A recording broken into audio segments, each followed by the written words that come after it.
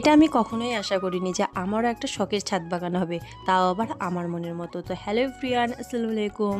তো কার কার মনে আছে আমার সেই ছোট্ট রঙ্গনের চারাটা, যেটা দেখো আজ বেশ বড় হয়ে উঠেছে, কিন্তু এই গাছের পক্ষে এই টবটা খুবই ছোট।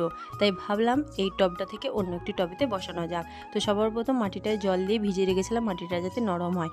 আর দেখো ডালটা ধরতে কি সুন্দর বের হয়ে উঠে এলো। আর তারপরে তো দেখি কত রুট বাউন্ড হয়েছে।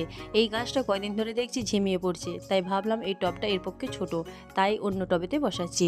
আর এই যে দেখতে পাচ্ছ এখানে অনেক মাটি ঠিক করে রাখা আছে অলরেডি আগে থেকে, কিন্তু এই মাটিগুলো কয়দিন বৃষ্টি হওয়ার কারণে ভিজে গেছে। এগুলো যদি আমি একটু রোদ্রে শুকিয়ে নিতাম তাহলে খুবই ভালো হতো, কিন্তু এখন হাতে কোনো সময় নেই, তাই আমি এখানেই বসিয়ে দিচ্ছি।